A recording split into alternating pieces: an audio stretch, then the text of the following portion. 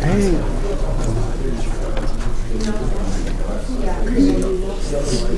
Good morning, everyone. Morning. Morning. So it's our great pleasure to have Professor José Holguín-Veras from RPI to join us as our PACTRANS Region 10 Transportation Seminar speaker. You know, we organize our regional transportation seminar once a quarter, and we invite the most recognized professionals come to talk to our students and the faculty. Today, Professor Holguín-Veras brought us a very interesting topic, freight transportation policy and planning in the fight against climate change, the role of new technologies, land use, and other tools nobody talks about. So obviously he has some secrets to tell you people. Professor Holguín-Veras is the William Hart Professor, the Director of the Center of Excellence for Sustainable Urban Freight System at RPI. He's the recipient of numerous awards, including the 2013 White House Transportation Champion of Change Award, the 1996 Milton Pekarsky Memorial Award. His research group works on freight transportation modeling and planning and disaster response logistics. In these areas, he and his group are among the most published and cited scholars in the world. His research led to major changes in transportation policy to improve urban freight systems. His work on disaster response has played an influential role in the disaster response procedures and has led to deeper insight into how best to respond to large disasters and catastrophic events.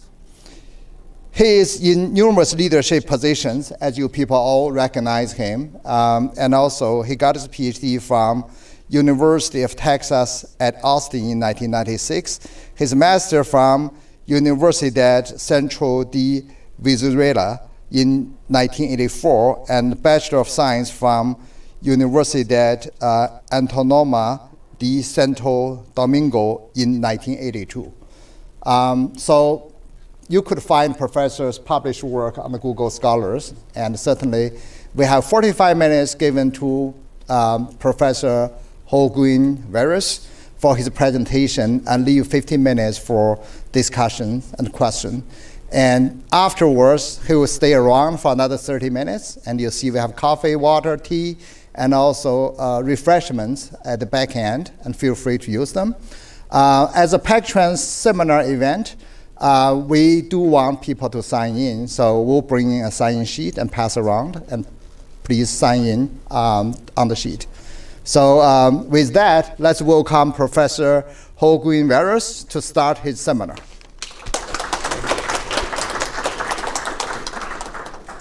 Well, it is like a great pleasure to have the opportunity to come here to PACTRANS 10. As I believe that the transportation scholars in this distinguished university are basically setting the path for, researchers in the future. Needless to say, I have very high opinion of the Inhai Wan, Jeff Van, Cynthia Chen, and Goodchild, and many, many others I simply cannot recount. I feel a great honor, and I thank my good friend Inhai for inviting me to this. Basically, what I'm going to do is that first I'm going to tell you a bit about the Rensselaer Polytechnic Institute. I apologize to all of you because the administration at RPI always asks me to participate in this propaganda effort. Otherwise, they beat me in the head. And then I'm going to talk about the nature of the problem, and also what are the key elements that I consider to be needed to address the contribution of freight activity to climate change. And then I'm going to talk about topics that I believe that need to be brought to the forefront of implementation. And finally, concluding remarks. Basically, here comes the propaganda here. Basically, the RPI is the oldest technological university in the United States. We granted the first degree in civil engineering, and we basically inaugurated the field of environmental engineering. Basically, our engineers have had a tremendous impact worldwide. The Panama Canal, the railroads, Penn Station, But also, we are beyond the engineering. We also contribute to celestial research. The commander of the next mission of Artemis 2 is basically one of our graduates. Now, this thing here that seems to be like a chandelier, believe it or not, this is a quantum computer, and a collaboration between IBM and other donors. Basically, we install the first quantum computer of this system in any academic institution. In fact, now my colleague Rimin Ke and I and others, we won an award, a grant from IBM to use quantum computing to foster the sustainability of supply chains. But to be honest, now we're trying to figure out how to use this thing. As Yinghai mentioned, we focus on three distinct elements: behavior research in freight, demand modeling, and also disaster response logistics. In this group, we have a very substantial research operations. What I'm going to present is not only my work as a person, but also the great collaboration from my students. And I want to make sure that basically that I acknowledge all their contributions. Now, what we do rests on three different areas that we do concurrently. Empirical research. We invest a great deal of money in quantifying things. Because in reality, we not only data, quantitative data, but we also do a great deal of work on qualitative research. Because in essence, under study subjects like freight activity, we cannot conduct data collection without having a solid knowledge of the problem. And qualitative research is a central component of this. We also do a great work on tremendous work in behavior research, because we need to understand how the component of these complex systems behave and why. And we also focus on analytical models. In essence, we expand the whole gamut of research outputs. We also try to bridge the divide between academic research and practice.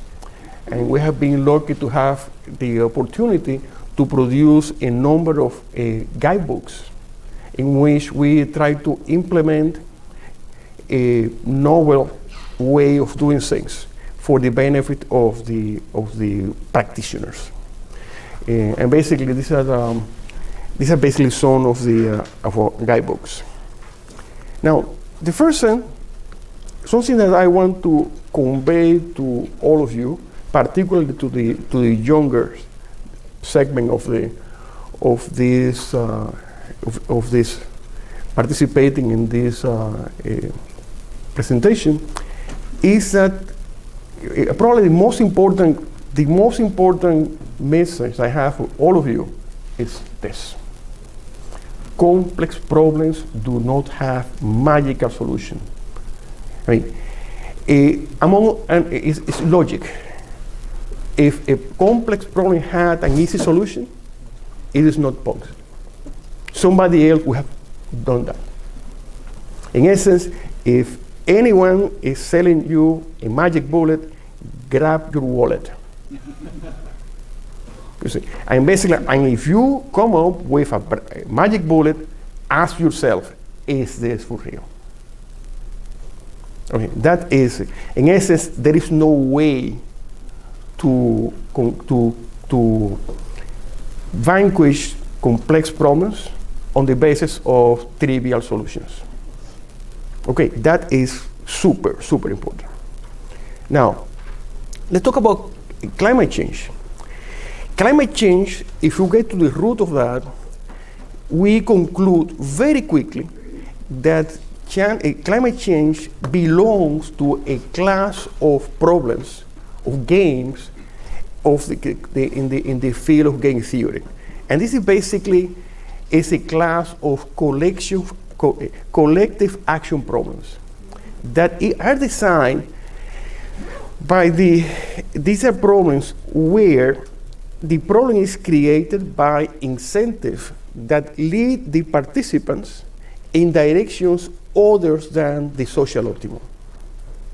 You see, in essence, let's say how many of you use e-commerce to buy stuff? In essence, basically, we are contributing to climate change. Because why do we do that? Because convenience. You see, and I'm going to show you why I could say categorically that we all contribute to that. For the sake of convenience, we have more than double the amount of deliveries being made to cities. And that translates into congestion, pollution, etc., etc. Now, the implication is that, again, collective actions cannot be solved by magic bullets. Because if you have multiple agents contribute to the problem, these magic bullets will not affect change in all of them. What is the only solution? In essence, if this is a collective action problem, that it is, the only solutions, the only permanent solutions are going to be do research, design, and implement solutions that address, that induce ideally all the agents involved or a dominant number of those to change behavior. That is the only way. Now, to simplify this, I'm asking here like a silly question. I mean, who create freight externalities? Silly question, because we all know these are basically the truck drivers. But once we dig deeper into the forces that lead the drivers to behave in one way or another, we found the following. The externalities depend. POD is pickups and deliveries by the number of deliveries and shipments they have to pick up, the freight traffic, and the like. This is not produced by the carriers. It's basically commercial activities and us as users of e-commerce. On top of that, there are market level factors. You see, in the US and the most countries I know of, there is an oversupply of trucks. That is a consequence of deregulation. That influence the level of utilization of the trucks and also the quality of the maintenance.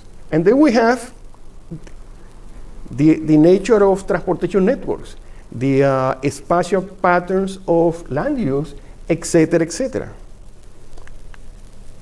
And then you have the real estate sector. The real estate sector and the cities are the ones that determine what is, the supply of parking for trucks. And then you have the shippers and receivers. They are the ones, we are receivers. We decide when the stuff is going to be delivered, in some cases. In essence, and finally here, we have the carriers. It's one out of many factors. Okay. Now, it took me several years to kind of identify ways to quantify this. And finally, we managed, after maybe 5 to 7 years thinking about the whole thing, we found a way to do that. That basically engage a cooperative game theory. What we see here, these are basically real supply chains. As part of our delivery project, we instrumented trucks with a high fidelity GPS units that allow us the possibility to track their route, they travel in congested networks. What you have here is basically and we analyze here the spectrum of the alternative configurations of the supply chains. What do you find? In average, the receivers, by deciding to deliveries in the day hours, they are responsible for about 42, in excess of 40% of the externalities produced. The city agencies and the real estate sector, for failing to provide enough freight parking, they contribute about 9% to 20%. By the way, these numbers do not add up to 100% because they come from different scenarios. And then carriers is between 35 to 40%. Now, obviously, this is for this particular supply chain, but this makes the point that the carriers are only one contributor to the problem. If we, in essence, to eliminate all these externalities, 3 sets of agents have to be induced to change behavior, not only the carriers. Now, on top of that, something that we tend to forget is that demand is not constant. Demand and supply co-evolve. New supplies are trying to address the demand needs, and then supply changes. And these changes in supply change demand. And the best way why do we bother to talk about this? Because probably because this is at the heart of what we call the efficiency paradox. Essentially, let's take a look to the statistics.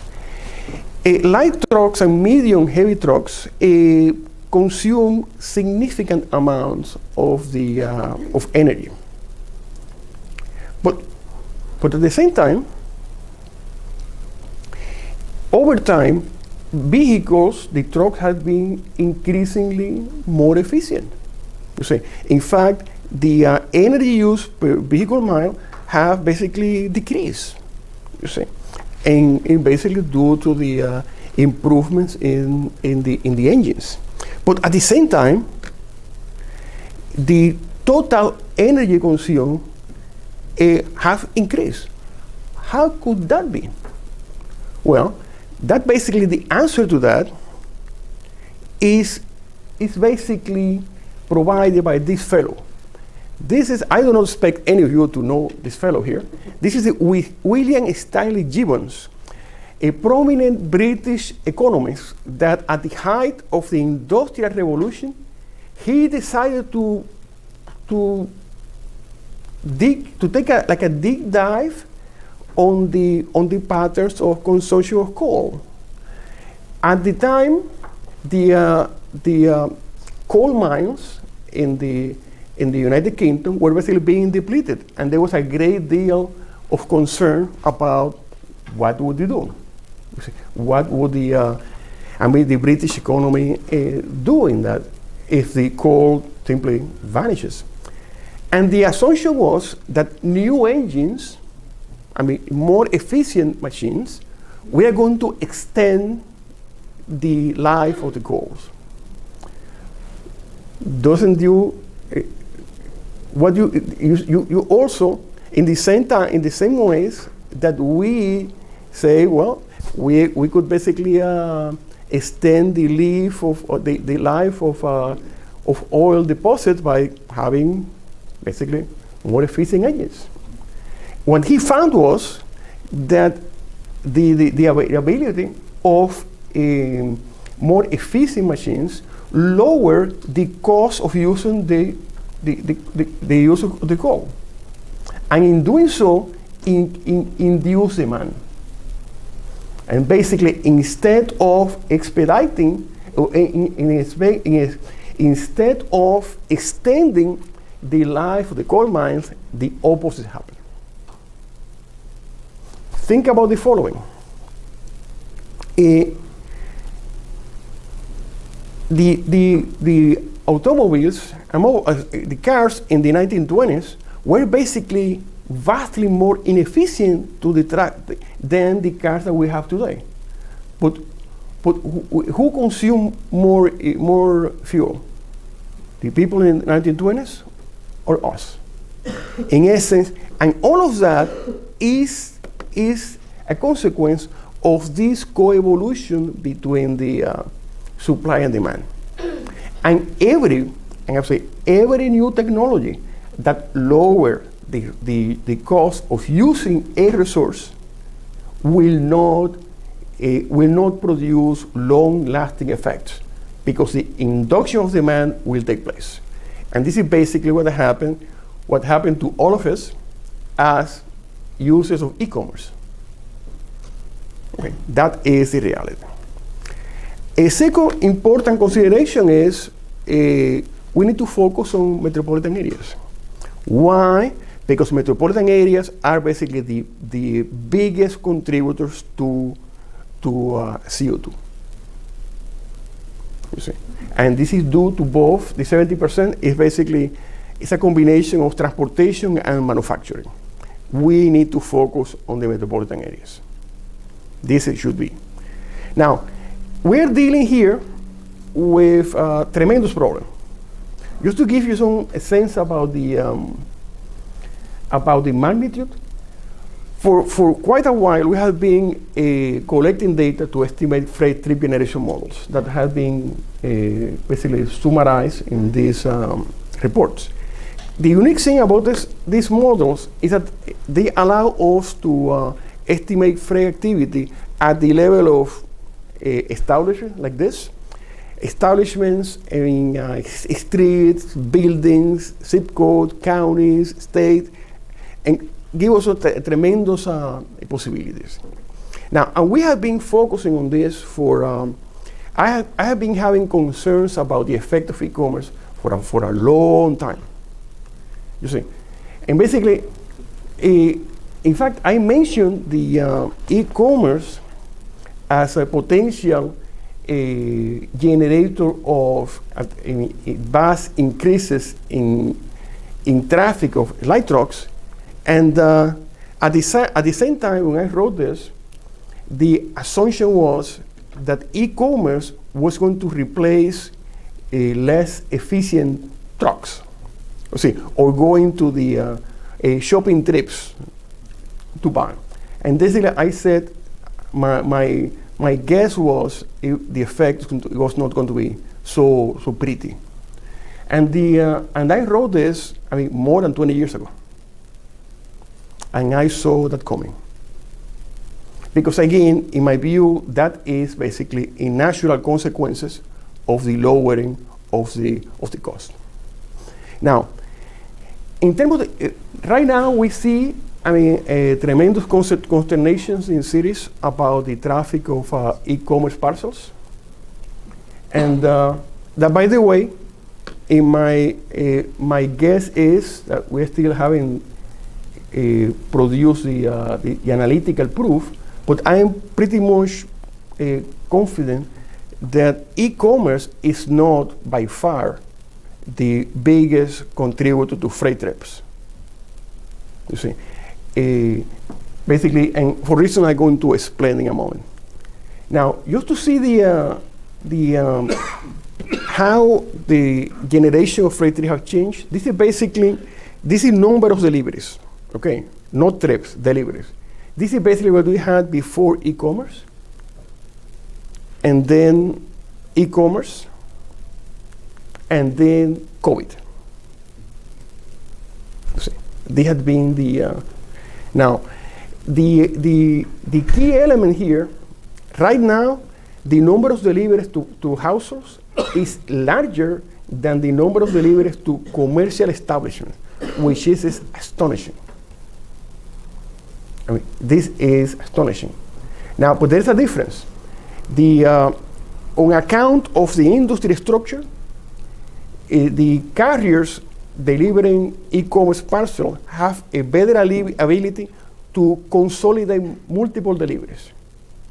And because of that capability to consolidate deliveries, e-commerce deliveries, the number of freight trips is lower than the one associated to B2B. And that's something that that we need to take into account.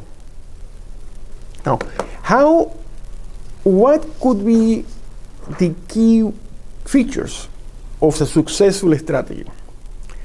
In essence, we need to go beyond technology. You see. The first thing that we need to understand is that we need to have we need to define clear goals and objectives. In essence, we need to try to maximize the benefits associated with the production and consumption of goods. That is a purely beneficial activity unless we are talking about production or consumption of, let's say, illegal drugs. Now, at the same time, we need to minimize the negative effects produced by the traffic. I mean, we need to do these two things together. Now, here, these have to be like all hands on deck. Why? Because again, there are no recipes. There is no ITE. Handbooks on how to address a problem of this complexity. We need to have research. We need to have a willing private sector to change behavior. We need to have we need to engage communities and also the public sector. Basically, supply side initiatives like the ones favored by many traditional transportation engineers will not save the day. That is the reality. If the problem is created by the demand, solution approaches have to attack the demand. That is the key thing. Now, in addition, this approach have to consider all sources of inefficiencies. We cannot focus only on the carriers. We need to define policies and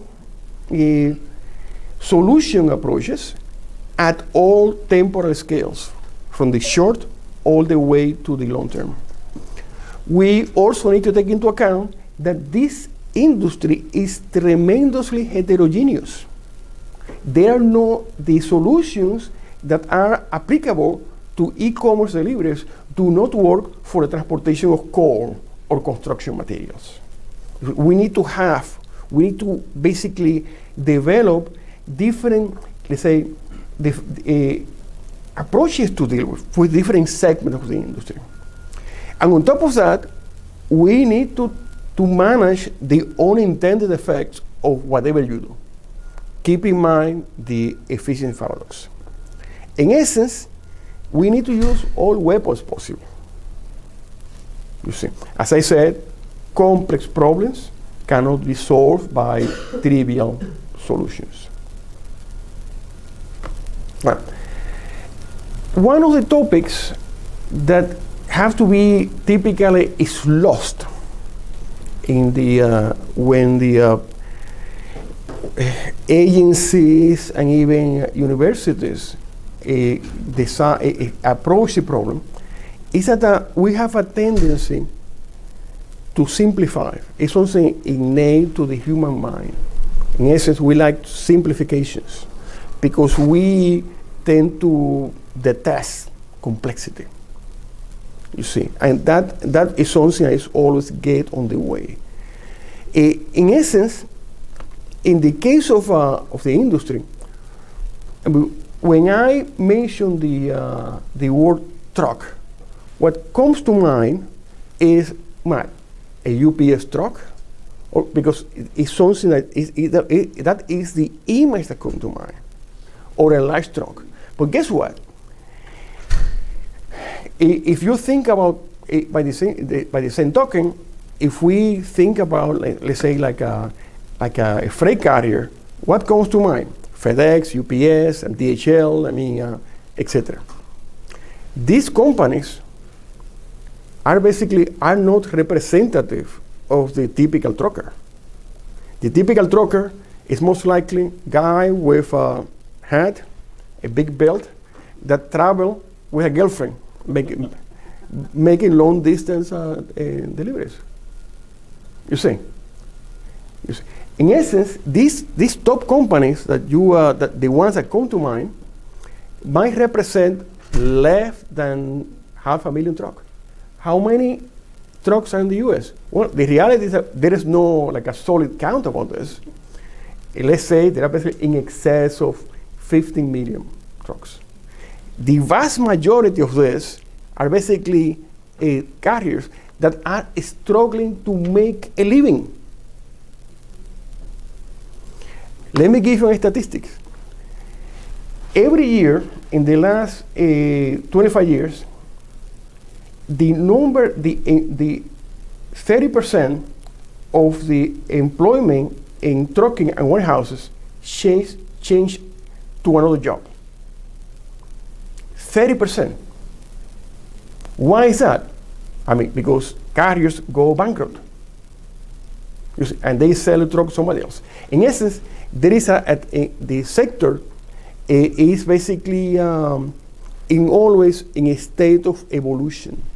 You see. Now, if these carriers that cannot basically make the payments for the truck, and they go bankrupt, the majority of them will not be able to pay for an electric truck. If they cannot maintain the old trucks that they have, are going to be willing to buy electric trucks that cost more than twice the cost? Hell no. You see. And whoever believes that they could do that by incentive, there is no government in the universe that could pay for the incentive needed to compensate for this. Okay. That is the reality.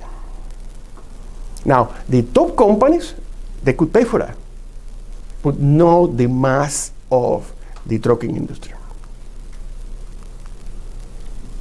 In essence, there is no magic solar. There are no magic bullets here. We need to deal with the tools that could be implemented now. Now, we need to tackle all forms of all inefficiencies.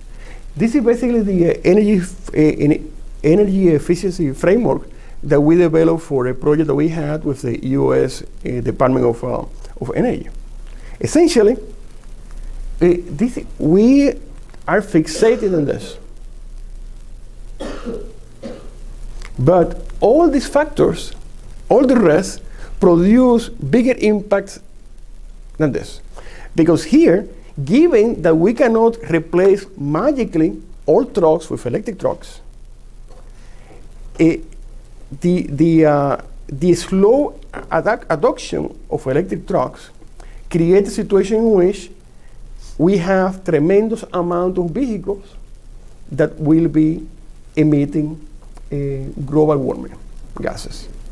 You see, that is basically the issue. You see.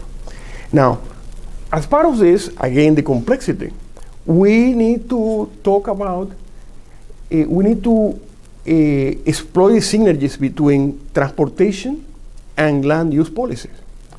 In essence, in this slide, what I'm going to is these figures come from the two of the guidebooks that we prepared for NCHRP. In essence, this is everything that could be done on the transportation side and in the land use. And by the way, I want you, if there is something I want you, if there is one slide I want you to take a picture, is this one. Because you see this link here? This is a tool that we developed, the initiative selector, that basically I realized when we produced these guidebooks, at the end we had about 600 pages in the two of them. And I realized, I told myself, Jose, nobody will read this. And then I was in my office, like I was the day before Christmas, and I came up with the idea of an initiative selector. In fact, you could try that. It works very well in your cell phone. In essence, instead of asking the reader to read 600 pages to find out the ideas that could help solve the problem in question, we reverse the logic of that.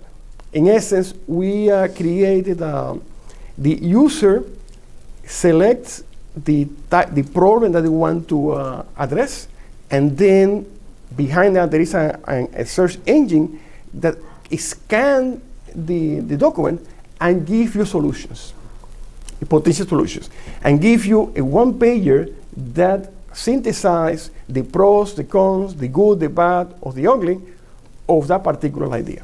Obviously, this doesn't replace good engineering or good planning, but in essence, it facilitates the scanning of the potential solution approaches. This thing has been, used, tens of thousands of times. Now, we also need to use complementary strategies. At different time frames. The ones that we recommend are basically led by demand management. You see, induce the generator of demands, including us, to change our behaviors. You see. In the area of demand management, there are basically all the way from to changes in mode choice, that is typically a challenge, and then we have other solutions that only require the change in the timing of the deliveries. In the medium term, this is basically when we see believe there might be that electric trucks and connected trucks could play a role. But again, and then also in the medium term, the concept of freight efficient land uses basically it could be a great contributor. And at the end, basically, that is in the long term what we see electric technological solutions to be a major player. You see. Now, I want to focus, for the sake of time, on what they consider to be approaches that should be receive more attention and that they don't have, more attention than they have now. Of our deliveries. Although there has been implementation of our deliveries in maybe 10 different cities in the world, and basically this should be, implemented, worldwide. What you have here is the same truck making deliveries during the day and the night hours to pretty much the same receivers. As you can see here, the incongestion, you see this thing here? This is basically 16 miles.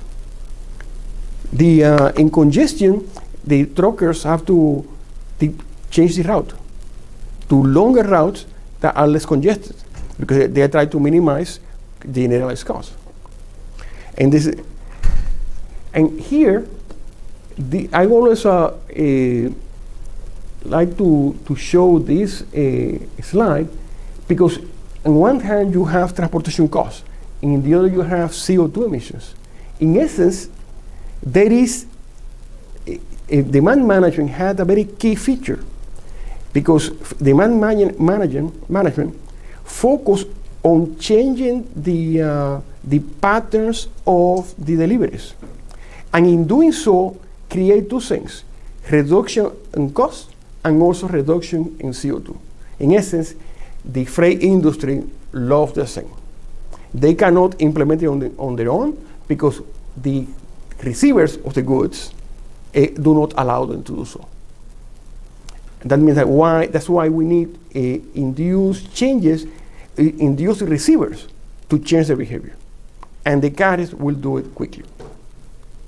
Now, what are the impact of this? Again, this is basically emissions computed from the GPS data that we collected. Look at the numbers here. In the case of New York City, I mean, from 55% to 67%. In the case of Bogota, Colombia, they moved what they call off-hour delivery was hours, between 6 to 10 p.m. Look at the numbers here. Just to give you, these numbers look like a 13%, look like a small. Let me give you the following benchmark.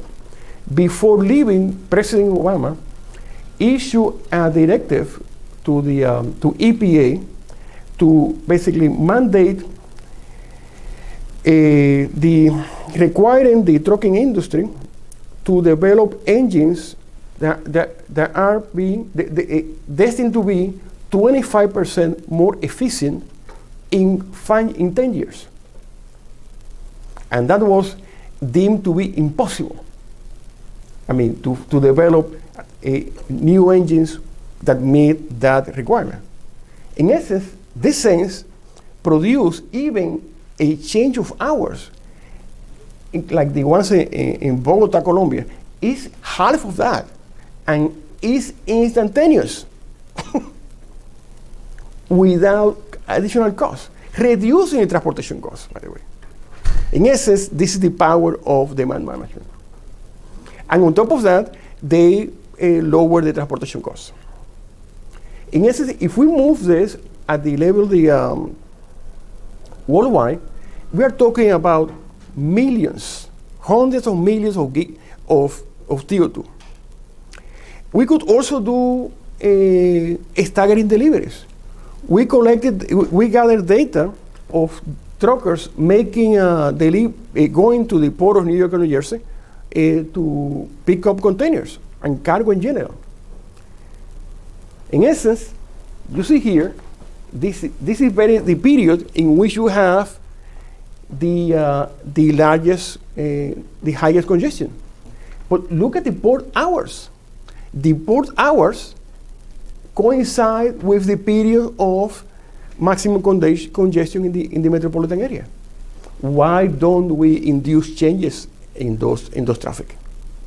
In essence, if we do that, we're talking about if they simply spread the arrival of the trucks evenly in 24 hours, we're talking about reductions between 5 to 31%. And this doesn't include the reduction in the congestion in the highly congested networks in the metropolitan area in New York City. In essence, we're talking about key implications. Here, we're talking about multiple effects that could basically eat away the emission produced. An important topic is land use. In essence, traditional neo-urbanism focus on segregation of freight transportation activities. And I believe that is a wrong way to go. In order to make my point, I'm going to show you an example of extreme segregation, which is basically the nirvana of the neo-urbanism. This is basically the metropolitan area of Cali in Colombia. Here we have, in the last 50 years, this has been the pattern of growth. And this sense came to be because this city in the north wanted to attract industrial and logistical activities as part of their development plan. The city and the south decided to focus on low-income housing and the like. And then here, the city of Cali in the middle was happy to get rid of both. Okay, now it's important to mention that this metropolitan area is sandwiched between the Andes Mountains to the left and the floodplains of the Cauca River to the right. In essence, the only way for them to grow is to the north or to the south. Okay. And then over time, basically, it happened as they wanted. Now, that created a tremendous problem. All the manufacture and distribution centers and the like in the north, and here we have universities, retail, etc., etc. But look what happens. They got what they wanted and more. Now, the deliveries to the south of Cali have to traverse from the north all the way to the south. And then the workers have to traverse the metropolitan area to go to the employment places. Does it make any sense? I mean, it's madness. In essence, instead of this separation, we need to take steps to foster compact supply chains. Having reduce the physical separation between the stages. You see, primary inputs, manufacturing, distribution, etc., etc. We need to shorten distance. This is good for the economies and the local economy, reduces the environmental impacts, and also is good to the economy. In essence, what we advocate is seamless integration of the supply chain activity in the fabric of the communities. Just to conclude, as I said, message number one, complex problems do not have magical solutions. Not even the ones that we come up. Okay. New technologies, we are not going to save us. That is the reality. They could help, but they need to be complemented with policies to mitigate the changes in demand. And basically, we need to act comprehensively. We need to attack all sources of inefficiency. We need to plan not only for the long term, from what could do now. We need to account that the industry is highly heterogeneous. You see, it's not only freight transportation the target. It also should be supply chains. You see, including the demand, including us. We need to cognizant of all these multiple unintended effects. And basically, in essence, we need to abandon this narrow view of how to deal with that. You see, and that is also the transportation profession basically need to widen the approach. And basically, we need to exploit, right now, freight demand management, and also take steps to improve freight efficient land use, to take to work. And that basically, I want to thank you for your kind attention, and I'll be more than glad to try to address your incisive questions. Thanks a lot.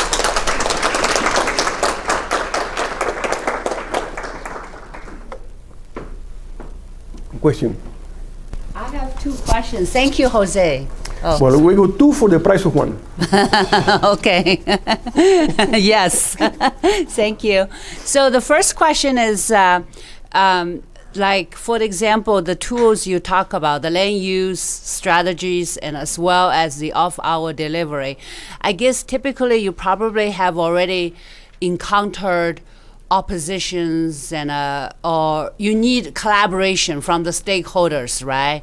Like the businesses and the regulators and whatever. So I wonder if you could elaborate a little bit on more that, and how do you navigate through this process? And that's the first question.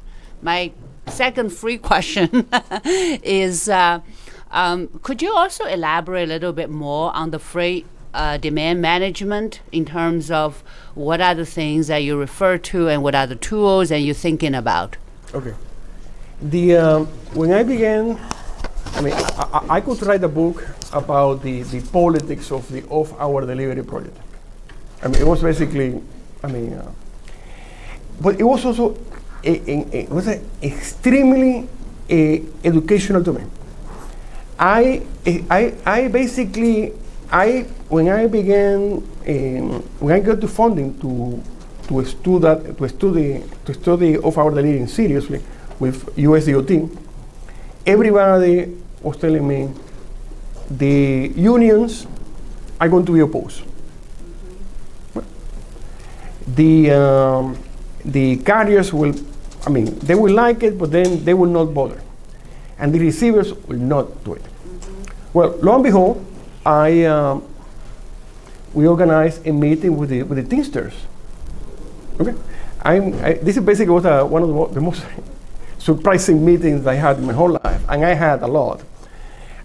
To start, I was expecting like a 6 feet tall, 200 pounds, man, that could basically crack my head if you wanted. And when I went to the meeting, it was a lady, Sandy Pope. She was basically the leader representing the union. A lady. That's basically, I was surprised at that. Tremendous leader, by the way. And then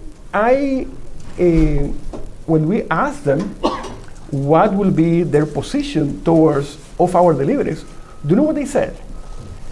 We are going to support it. I was so shocked.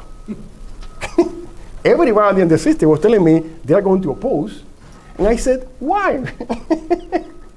Why are you going to support us? And she said something that I will never forget. He said, the union is interested in lower the cost of living in New York, and this project might help. You see, and that is basically what she said. Okay, my point is, there are myths, and somehow we need to poke the myth to see what is in there. Another perceived barrier, noise. True. Basically, if the noise is not managed, it could provoke like an uprising from the local communities. With reason. Lo and behold, what our assumption was, if we need to deal proactively with the noise issue, and we dedicated tremendous effort in finding noise mitigation technologies, practices, etc., etc., etc. And we reached a commitment from the private sector companies participating in the project to undertake steps to reduce noise. That was something to be perceived to be impossible. So those deliveries were for commercial, not for residential? For commercial. Commercial. And then, lo and behold, the companies deliver. They basically they were stand to gain significant from this, and they took it seriously to the point that for the first 2 or 3 years, we didn't get a single complaint about this. You see, in essence, my point is, true, in transportation, regardless of what we do, any intervention that we have is likely to provide a lot of benefits, but they also have negative impacts. We need to be careful with basically at each intervention that we do, be proactive and recognize these unintended effects that could basically damage the credibility of the concept. And basically we need to somehow identify them and be proactive to eliminate them. And is that your two questions? Mm-hmm. Good. No, I'll send you an invoice for it. Wait, you haven't answered the second question yet. Oh man, it's a tough question. Huh? Freight demand demand. management. The demand in reality, the truckers, they do not create the command. They are basically the receivers. And the receivers have the power to tell the carrier when and how frequent to make deliveries. In essence, in order to improve the environmental performance of the trucking sector, we need to focus on the receivers. Because they are the ones who decide when and how to make deliveries. And we need to make the receivers aware of that. You see, when we began interviewing restaurant owners, the first thing that they said, but we are not involved in transportation. Mm-hmm. They didn't see any connection to congestion. They said, no, I don't have any trucks. But they create the demand that the truckers have to satisfy. That is the focus. We have just 2 minutes left. Maybe last question. Anybody? Don? Oh, okay. I was wondering, one of your... So there's an online portion. One of your proposed solutions was to integrate industry into cities more. And I was wondering, there's quite a bit of data that would say that when people live near industry, like overall health of those people declines. So I was wondering if you had any solution to keeping residents of cities health, health, while integrating industry into those cities more. Yeah, we go back to my previous comments. In fact, I go back to our previous comments. In essence, in order to achieve that, we need to address the design of the facilities, the way to access, the type of vehicle they could use, etc., etc. In fact, I have in the beautiful city of Dresden, in Germany, in the middle of the city, in the middle of a park, there is a manufacturing plant for electric vehicles in Dresden, in a city park. Now, if you see this, you look at this thing and it doesn't look like a manufacturing plant like the ones in the 1950s. I mean, it looks like a piece of art. You see, my point is, this integration cannot be done at the expense of the communities.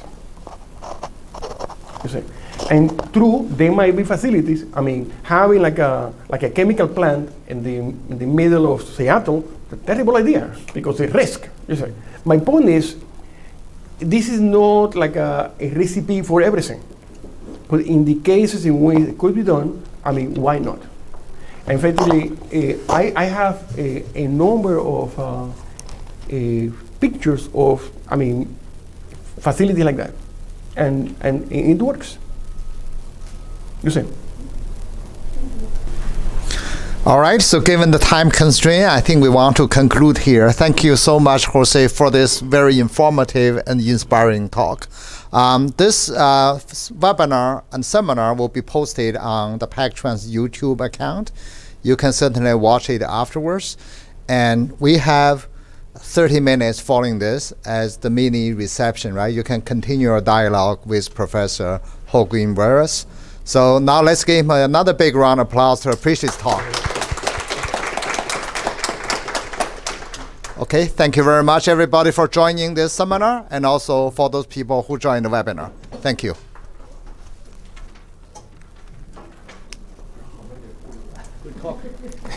I'm very glad. Well, you participated in these things. Yeah. So I'm familiar with some of the, so good.